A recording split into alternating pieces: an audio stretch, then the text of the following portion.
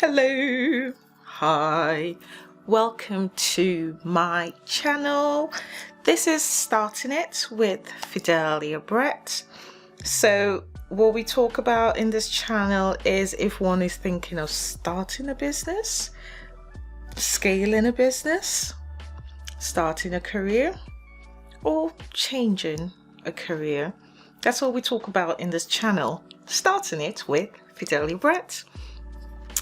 If you haven't subscribed before now, please subscribe, turn on your notification, and share this video if you find it useful, or click like and let more people come onto this channel to learn how to start a business and know the little tips that they can pick up when they come on our platform.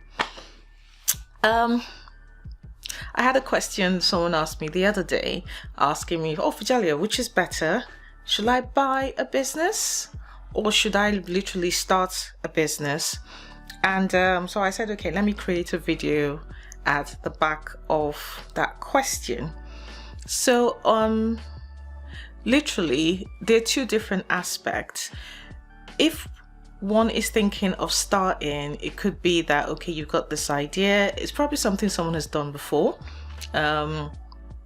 so you want to sort of do it the way you want it to be done, and you just want to add your little bit of touch to it. So that's why you want to sort of start that business, because you've got a bit of passion, you've got an interest in whatever it is you want to start, and you sort of want a bit of responsibility.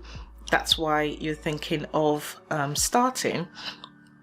So if one is thinking of starting, there are a few things that you need to sort of consider. As I've said earlier on, you need to sort of have the passion for what it is that you want to do. You need to have an interest so that when you start, you carry on. You need to be focused, as well as once you got a business, it comes with responsibilities. So you need to ensure that you're ready to take on them responsibilities when they come knocking at the door, because having a business can be excessively hard work. So you need to put in the time and put in the effort so that once that business is up and running, it sort of takes care of itself once it gets to a certain stage. Having a business, starting it as well, you need to have a bit of investment, you need to have a bit of cash flow, because anyone telling you that you can start a business with no money, that's a lie. You need money. You need money to set up, you need money for a few things, you need money for supplies, you need money for, if you're going to have it, do the business in a location, you need you need money to pay some bills, some utility stuff. You need a mobile phone, or you need a landline. So you will need money. You might need a laptop. You might need a few other stuff. So you will need money to pay for a few things. So people telling you that you need zero money to start a business, you need money. So you need to have a bit of cash flow to start that business. You need to have a structure in place. With buying, it already has a reputation, so you can look into buying that and adding it onto your brand. Starting as well will give you a bit of flexibility because you can work around your time, and it could be long hours or it could be short hours. You just sort of work around what will work for you. You need to understand basic business skills, so your groundwork. I'm gonna link a video up here for one of the first ones I ever did on how to basically start in a business. So I'm just gonna link that up there for you to go have a watch and see what are the basic things that you need to have in place once you start in a business. You need to understand the industry inside, as well as if you're starting, if I don't have a bit of money, where can I get funding from? You can look into that. So that is like a little bit of tips on what you need to have with starting, as opposed to buying. Some people would prefer to buy a business as opposed to starting it themselves and learning from scratch. With buying, there are loads of pros with buying. as well as there are loads of cons in buying. But I'm going to talk about more of the pros and some of 10 reasons why buying could work for you if that is what you're thinking of doing. One, if you're thinking of starting a business. So let's say you've got the money. So something that you could look into, i.e. let's say franchise. So if you want to buy like a McDonald's franchise or a KFC franchise, that business is already existing. It's already set up and they already have a process in place. They already have a system in place. So all you just have to do is find the capital and go and buy that franchise from McDonald's or from KFC, because everything is already more or less good for you to go. And they might probably even have staff in that area, or might be buying it off from another business who's looking to sell. So all you're just doing is literally coming in and carrying on from where that last person stopped. So, and with buying businesses, it is easier to raise finance, and it's easier for you to secure finance, unlike if it's a startup. With a startup, very few companies or banks will give you money if you're a startup, because they will need to see that you've been trading for 2-3 years or more, because they want to sort of see your management accounts to see how you've been faring, to know what kind of money they can give you. However, as a startup, it's zero. So they're like, do I really want to take a risk on this person? And most of them might end up telling you no, because they don't want to take that risk. However, if you're buying, that business has already been in existence, so they can see the cash flow, they can see how that business has been faring for years, and they're more likely to give you money based on that.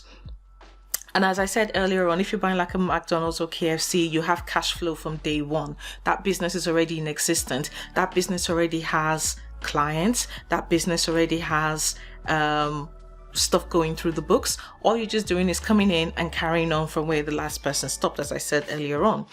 The third one is it's already an established brand, as I said earlier regarding like McDonald's or KFC. It's already an established brand, so you're not having to do much. However, if it's a top name, you can't sort of change the name, because you might be buying that business with that name. So part of the criteria of you purchasing that business will be you can't change the name of the brand. And of course, if it's a well-known brand, it would be stupid if you go about wanting to change it to your own name, because everybody knows McDonald's as McDonald's. People are not going there because Tom is the one who's running it. They're going there because it's McDonald's. That's what's selling it. So there's no point you going and changing things. So just leave it as it is. The fourth one is, as I said, you've got existing customers already. So whether it's McDonald's or even a consultancy firm, you already have existing customers. With the customers, it's just business as usual. They don't know what's going on at the background. They just know that they have going to be receiving their service as normal. So you already have your existing customers, and that's sort of more or less good for you to go. 5, you've got your network and you've got your contacts. As I said, you've got the customers, you've got your network. So if you're dealing with suppliers, as I said, I'm going to go use McDonald's again.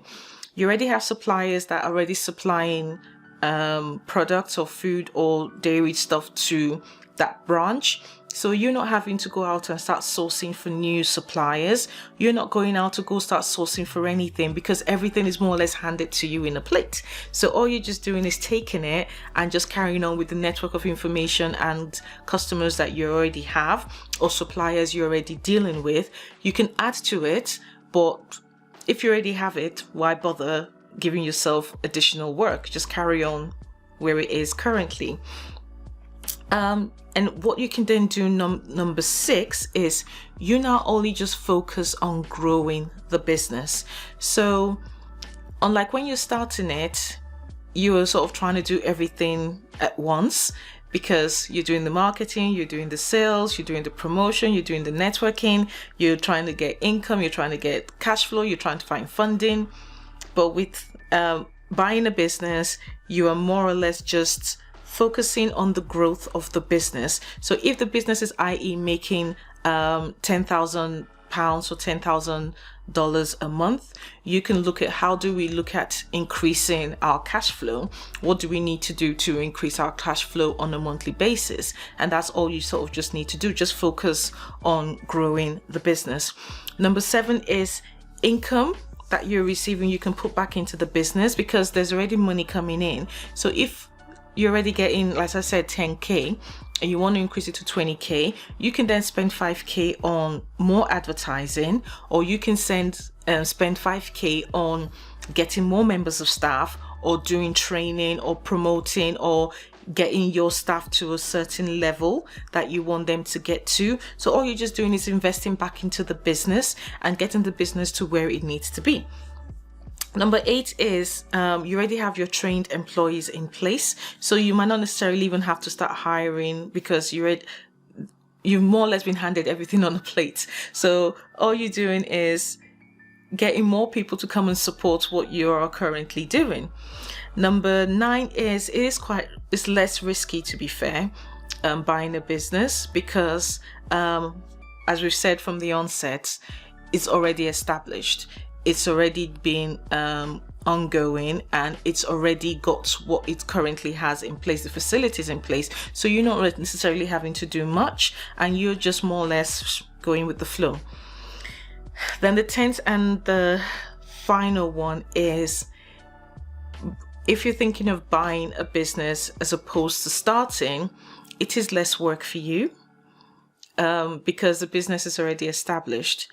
The business is already going. So all you're now doing is thinking scaling, because it's more of a skill level for you, or you're basically looking at it now that, okay, we are on this stage, or we're on this platform, we're on this level. How can we now get it onto the next level? What can we do? What do we need to do to get to the next level? So all you're now thinking about is scaling. You're not having to worry about every other thing that you would have worried about as a normal startup. That all you're just interested in is literally scaling. So based on what I've said, it's more up to you. So you have to just think, do you start a business yourself, or do you buy a business yourself?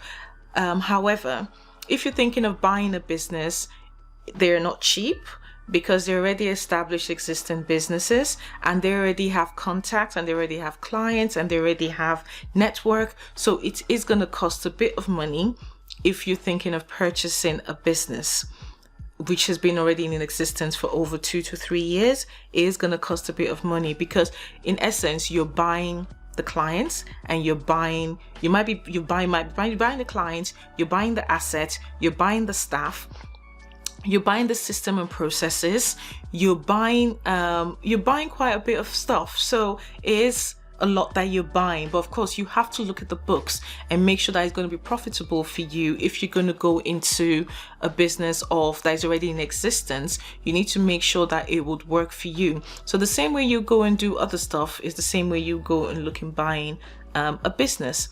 So I hope with my little explanation on if it's better to start or if it's better to buy, so it's up to you to decide which will be more beneficial for you. So if you've liked our video today, please give us a thumbs up, like, subscribe, turn on your notifications, share this video, people, and we will see you in next week's video. Bye.